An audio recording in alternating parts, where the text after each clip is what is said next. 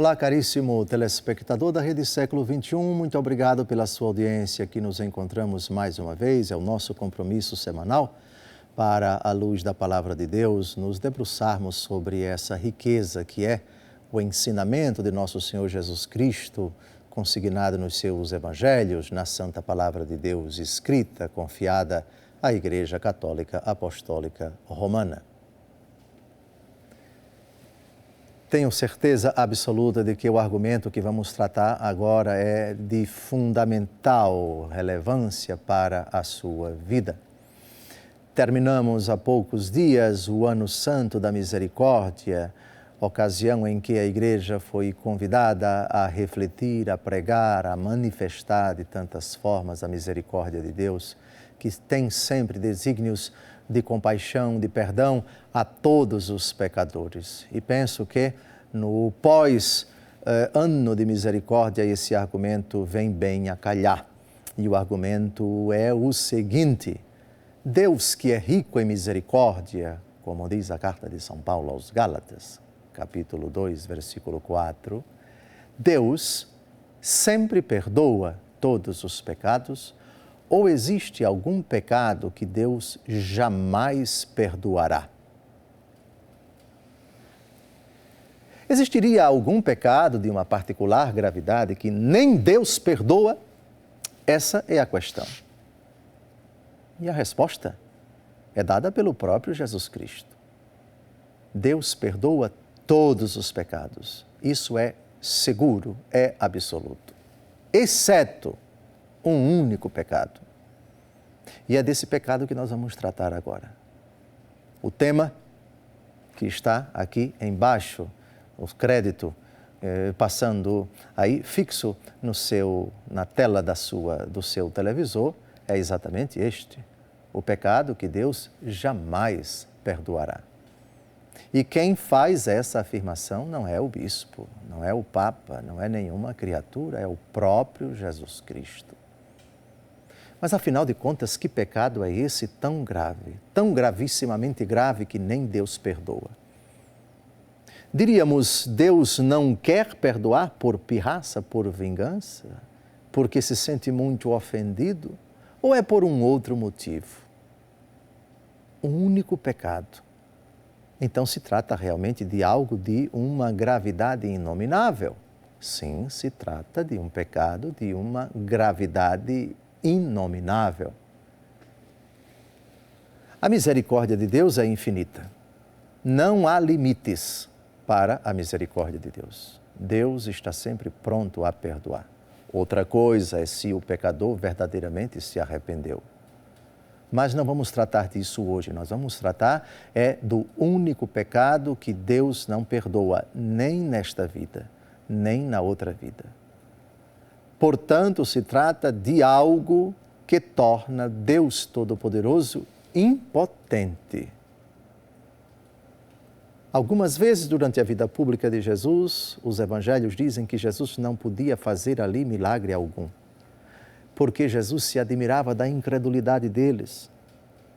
O Deus Todo-Poderoso se torna impotente. Hoje, nós vamos tratar dessa situação limite, dessa situação dramática, a única situação em que Deus aqui diz: não posso, não devo perdoar. Deus até quereria perdoar, mas não pode, mas não deve e não o fará. Não se assuste, aqui não é invenção do bispo, aqui é uma afirmação de nosso Senhor Jesus Cristo, afirmação tão grave que vai ser citada por vários evangelistas. Mas o texto escolhido, esse texto aparece, essas afirmações de nosso Senhor Jesus Cristo aparecem em São Mateus, em São Marcos e em São Lucas, os 3 evangelhos sinóticos. Mas a versão que nós vamos citar agora é a versão de São Mateus. Estamos diante da blasfêmia contra o Espírito Santo. O pecado contra o Espírito Santo. Mas por que não o pecado contra o Pai? Por que não o pecado contra o Filho? Mas especificamente o pecado contra o Espírito Santo. Por que blasfemando contra o Pai, teoricamente teríamos perdão. Porque o pecador que blasfema contra o Filho, teoricamente, tem perdão. Mas o pecador que blasfema contra o Espírito Santo não tem perdão, nem nesta vida, nem na outra. Por que precisamente o Espírito Santo? Vamos ao texto. Apresentaram-lhe, depois, um possesso cego e mudo. Jesus o curou de tal modo que ele falava e via. A multidão admirada dizia: não será este o filho de Davi? Mas, ouvindo isto, os fariseus responderam: é por Beelzebu, chefe dos demônios, que ele os expulsa.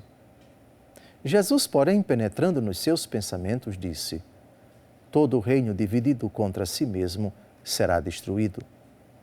Toda cidade, toda casa dividida contra si mesma não pode subsistir.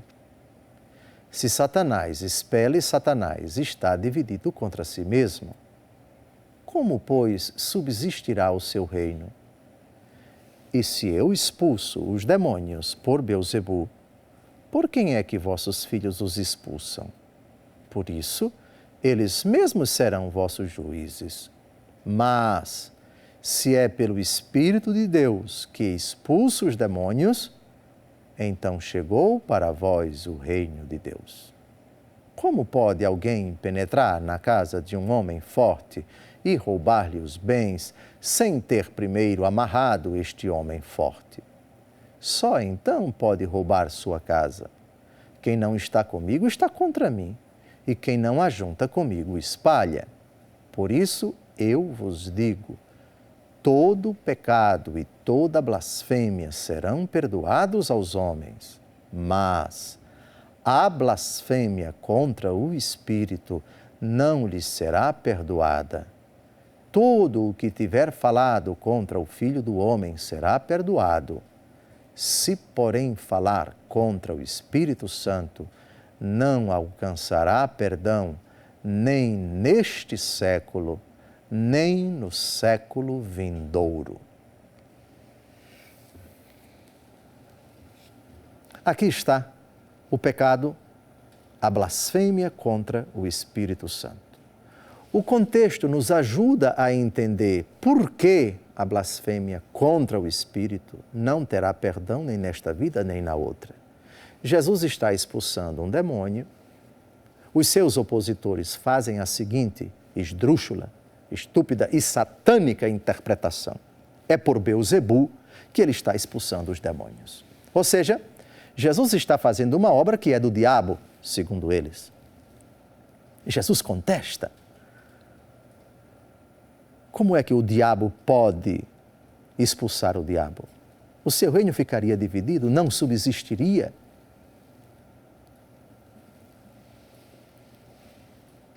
A blasfêmia contra o Espírito Santo leva o coração do homem a se endurecer,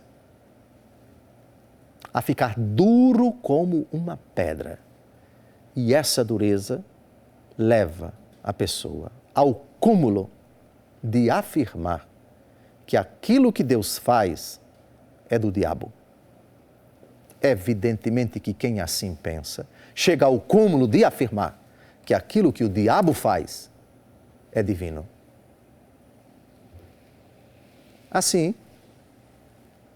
a blasfêmia contra o Espírito Santo assume essa conotação. A inversão dos valores. Quando você sataniza a obra de Deus e quando você diviniza a obra do diabo. Ou, se quisermos ser mais claros, quando aquilo que é de Deus, que conduz a Deus, passa a ser tido pela pessoa como algo mau, como algo perverso, a ser debochado, a ser ignorado, a ser criticado, a ser combatido. E quando aquilo que é do diabo, vergonhoso, imundo, pecaminoso em todas as suas manifestações, malgrado isso, você aprova, você concorda, você aplaude, você legitima, você concorda, você diz que não tem nada demais, Você acha aquilo algo bonito. Aí o coração do homem chegou a um tal nível de resistência, de hostilidade, de refração a Deus Todo-Poderoso. E isso não tem outra explicação, é obra de Satanás mesmo. Aqui nós temos o grau máximo da obra diabólica no coração de uma pessoa. E o coração, nesse nível, nesse patamar, recusa-se terminantemente a enxergar que Jesus está expulsando, no caso, está expulsando os demônios pelo dedo de Deus, pelo Espírito de Deus.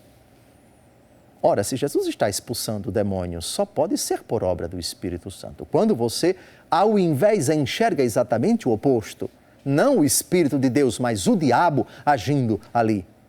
Aqui você chega no grau máximo de endurecimento, de resistência, de fechamento, de bloqueio, de blindagem, digamos assim, do coração à obra de Deus, que em nós é produzida pelo Espírito Santo.